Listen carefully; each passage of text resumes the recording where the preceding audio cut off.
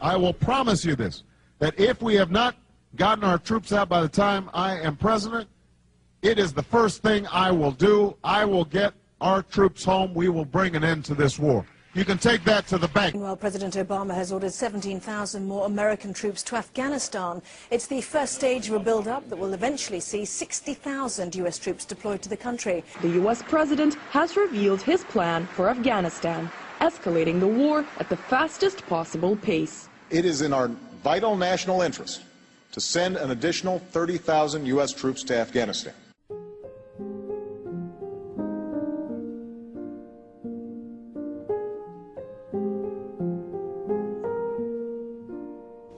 When I was in Iraq, I saw the devastation that our invasion and occupation had met out upon the Iraqi people.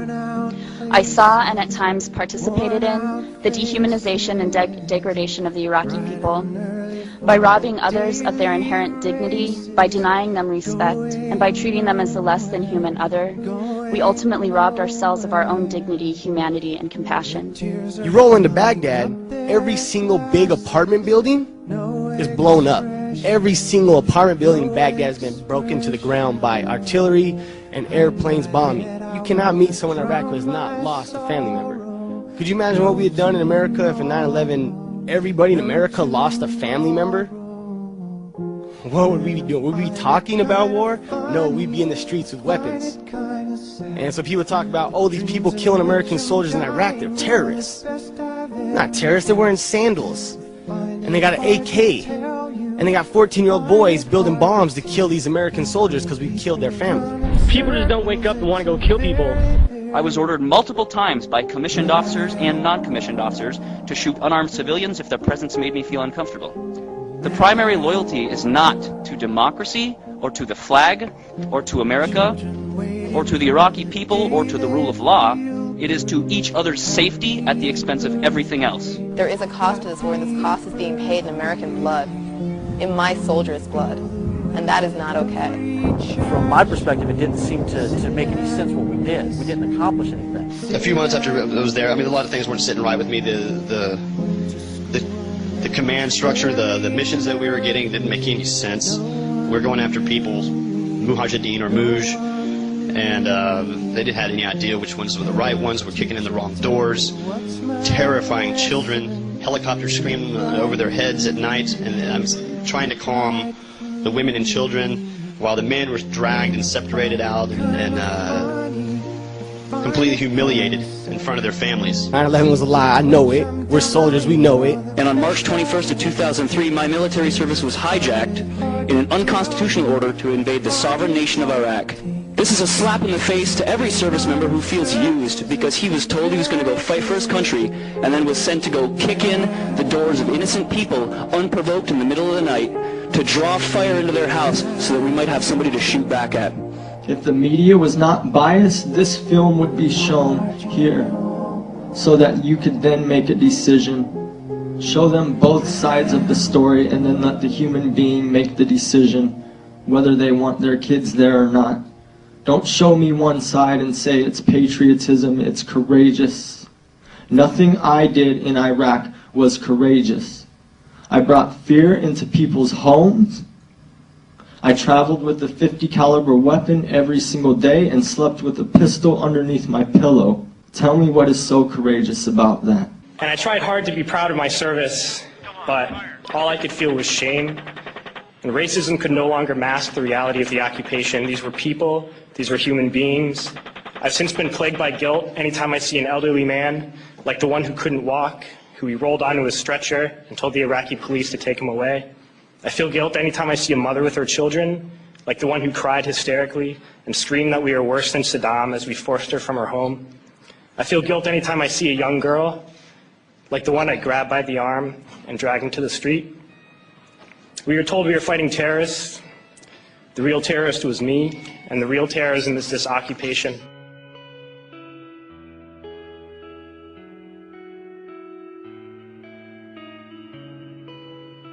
Funding the war is killing the troops. I mean, if you really think about it, it's really, really blatantly obvious.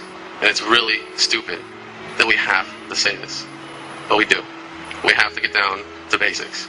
We have to break it down Barney style, as we say. When I joined the military, I raised my hand and said that I would protect the Constitution of the United States and its people, and against foreign and domestic enemies. But guess what? I did not raise my hand to protect private companies like KBR and put my life on the line so they can make a buck. When are we going to realize that people fighting in Iraq against us, they're not terrorists, they're soldiers? What we do if somebody invaded us? I know I will pick up my weapon and fight against them. What the hell we call them? Terrorists? These people want their country back. Let's give them their country back. I won't even talk to politicians about the war, because there ain't no point in it. Democrat, Republican, they're all profiteers of war. Even lots of anti-war organizations are profiting off my brother's pain. I'm embarrassed at the state of politics in America that it's come to that.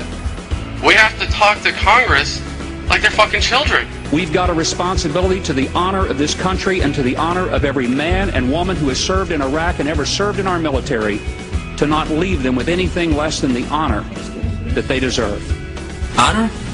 Are you kidding me?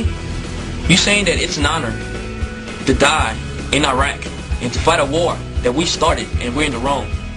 You're going to tell me that it's an honor to serve in Iraq when private contractors get paid $100,000 plus and drive $60,000 vehicles inside the base while soldiers are outside the base rolling and patrolling and losing their lives? Is that honor? Are you kidding me? Those who send us to war do not have to pull a trigger or lob a mortar round. They do not have to fight the war, they merely have to sell the war. They need a public who is willing to send their soldiers into harm's way. They need soldiers who are willing to kill and be killed without question. They can spend millions on a single bomb, but that bomb only becomes a weapon when the ranks in the military are willing to follow orders to use it. They can send every last soldier anywhere on earth, but there will only be a war if soldiers are willing to fight. And the ruling class, the billionaires who profit from human suffering, care only about expanding their wealth, controlling the world economy. Understand that their power lies only in their ability to convince us that war, oppression, and exploitation is in our interest. Our freedom comes from ourselves when we make the decision to speak our mind. This is well within the rights that service members have, but not very many service members know that they have. As soon as I got out of the military, I joined an organization called Iraq Veterans Against the War, which aside from calling for full immediate withdrawal of all U.S. forces from Iraq, also calls for full support and benefits for returning veterans. We have members across the country and overseas, in Germany and Iraq. Less than 4 years ago, there were 7 of us, and today there are over 1,200. Our membership has more than doubled in the past year and is continuing to grow.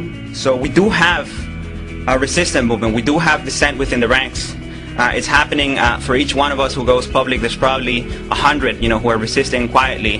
Let's be brutally honest. Our leaders aren't going to end the occupation. It's going to be us that ends the occupation. Thank you. Thank you. I don't think as a 24-year-old kid I should go to jail for not wanting to kill people. I had a personal experience after one of the talks that I did with a man. He came up to me after that and he told me he was an Iraqi man. And he said that he was from the area around Balad, and I was stationed in Balad. And I just couldn't help it. Just all of a sudden I hugged the guy. And I said that I was sorry. That I was so sorry. And I ended up crying right there to this perfect stranger. And he told me it was okay. He told me it was okay. And that was redemption.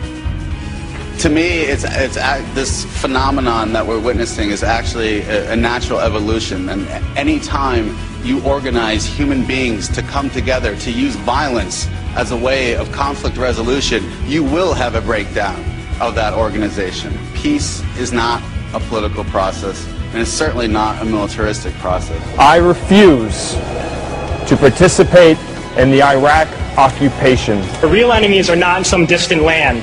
They're not people whose names we don't know and cultures we don't understand. The enemy is people we know very well and people we can identify. The enemy is a system that wages war when it's profitable. The enemy is the CEOs who lay us off from our jobs when it's profitable. It's the insurance companies who deny us health care when it's profitable. It's the banks who take away our homes when it's profitable. Our enemy is not 5,000 miles away. They are right here at home. And if we organize and fight with our sisters and brothers, we can stop this war, we can stop this government, and we can create a better world. There's a term, once a Marine, always a Marine, but there's also the term, eat the apple, F the core. I don't work for you no more.